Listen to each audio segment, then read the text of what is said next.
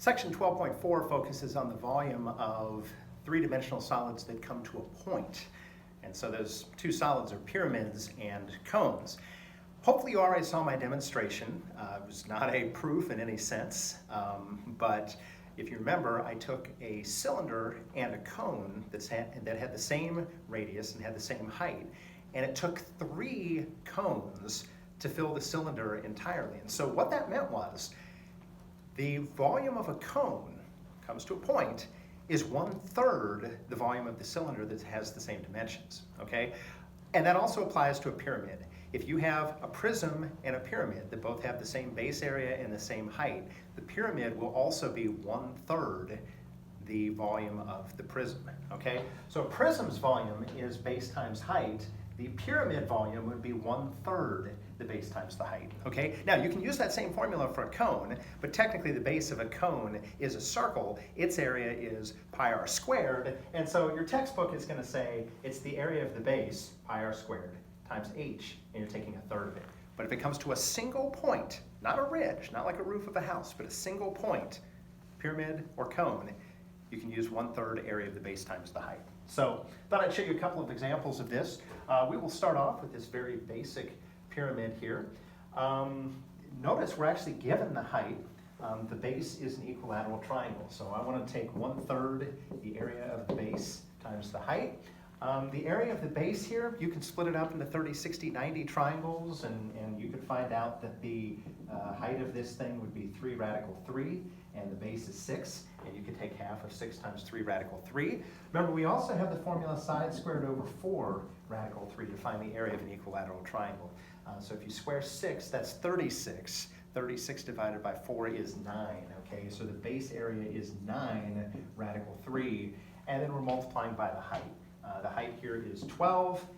Let's see, 1/3 of 9 radical 3 is 3 radical 3. 3 radical 3 times 12 is 36 radical 3 cubic units. That would be our first volume. So 36 radical 3 cubic units for that one.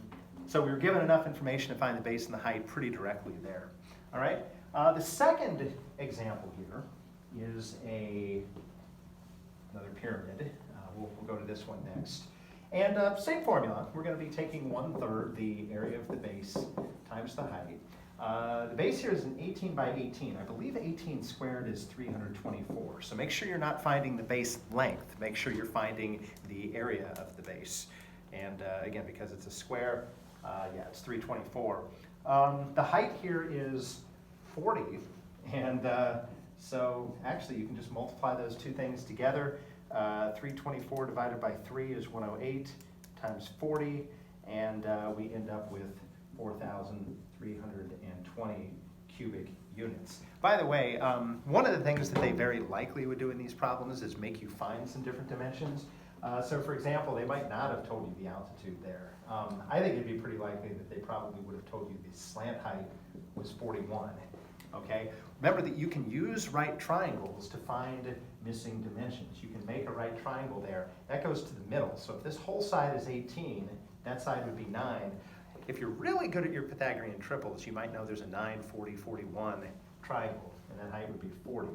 Otherwise, you could do 9 squared plus b squared is equal to 41 squared, and you can find that missing altitude. But make sure you're using the altitude and not the slant height, okay?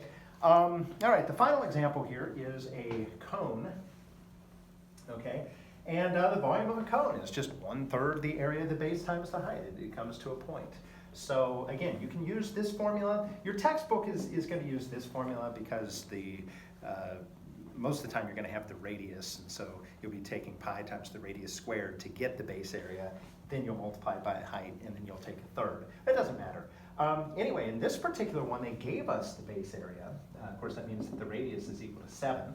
So you can put 7 in here, or you could just put the base area here. 1/3 the base area of 49 pi times the height. Oh, we don't have the height here. Okay, so let's put the height in. We have a slant height, not an actual altitude. So 7 squared would give you 49 for 49 pi. This is a little 7, 24, 25 right triangle. Again, you may have to use the Pythagorean theorem sometimes. You might have some radicals in some of these, and that happens. But anyway, this one is not. So 1/3 the area of the base times the height of 24. 1/3 of 24 is 8, so we're going to be taking 8 times 49, and that's going to be 392 pi cubic units. Okay, so again, I don't really care how you approach these. Let's just do one more. Let's do one more kind of really basic cone. So again, your most standard type of situation with the cone is going to be, maybe something like they'll tell you that the radius is 12, and maybe they'll tell you that length is 20, and you're going to need to find the area of the base. So we're taking 1/3 area of the base, and we're multiplying by the height.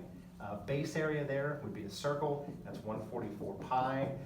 You don't know the height, okay, but you could use the Pythagorean theorem to find this, or if you use a 3, 4, 5 pattern, it's a 12, 16, 20, and you can fill that in. And again, I don't know what 1/3 of 144 is. Let's find out. I think it's 48 actually, now that I think about it. Yeah, it's 48 pi times 16, and should end up being about 768 pi cubic units. Again, try to put units on there. I know the book doesn't usually use units, but it's just a good thing to get in the habit of doing.